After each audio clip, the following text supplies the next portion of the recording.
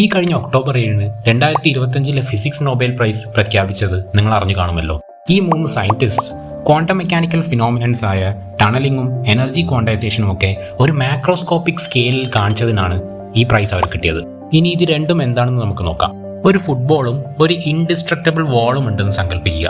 Classical mechanics അനുസരിച്ച് ഈ ബോളിൽ നമ്മൾ എത്ര എനർജി കൊടുത്താലും അത് ആ വോളിനെ തുളച്ച് അപ്പുറത്ത് എത്താനുള്ള പ്രോബബിലിറ്റി 0 ആണ്.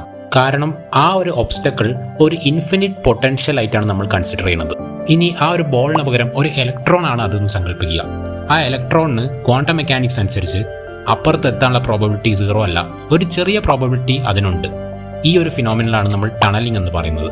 ഈ ഒരു ആപ്ലിക്കേഷൻ ഉള്ളതുകൊണ്ടാണ് നമ്മുടെ മോഡേൺ ഡേ ഇലക്ട്രോണിക്സിൽ ഒരുപാട് മെമ്മറി ഡിവൈസസും അതുപോലെ തന്നെ ചില ട്രാൻസിസ്റ്റേഴ്സൊക്കെ വർക്ക് ചെയ്യുന്നത്. അടുത്തതാണ് എനർജി ക്വാണ്ടൈസേഷൻ. ക്വാണ്ടം മെക്കാനിക്സ് അനുസരിച്ച് ഒരു പാർട്ടിക്കിളിന് ഏതെങ്കിലും ഒരു എനർജിയിൽ സർവൈവ് ചെയ്യാൻ പറ്റില്ല.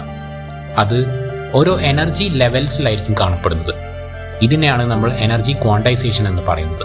ഈ 2 ഫിനോമിനൻ്റെ പ്രത്യേകത, ഇത് വളരെ മൈക്രോസ്കോപ്പിക് ആയിട്ടുള്ള പാർട്ടിക്കിൾസിൽ മാത്രമാണ് നമുക്ക് പ്രൂവ് ചെയ്യാൻ പറ്റിയത്.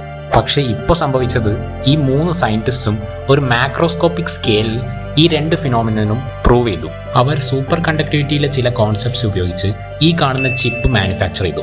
ഇതിലൂടെ ഈ പറയുന്ന 2 ഫിനോമിനനും അവർ മാക്രോസ്കോപ്പിക്കലി പ്രൂവ് ചെയ്തു. പക്ഷേ ഇത് നടന്നത് ഏർലി 1980s നിങ്ങൾ ഓർക്കണം. അതിനുശേഷം 40ഓളം കൊല്ലത്തിൽ ഒരുപാട് റിസർച്ച് നടക്കുകയും ഇപ്പോൾ മോഡേൺ ഡേ ക്വാണ്ടം കമ്പ്യൂട്ടേഴ്സിന് വേണ്ട ഒരു ഫൗണ്ടേഷനാണ് ഇവർ നൽകിയത്. വീഡിയോ ഇഷ്ടപ്പെട്ടെങ്കിൽ തീർച്ചയായും ലൈക്ക് ആൻഡ് സബ്സ്ക്രൈബ് ചെയ്യുക.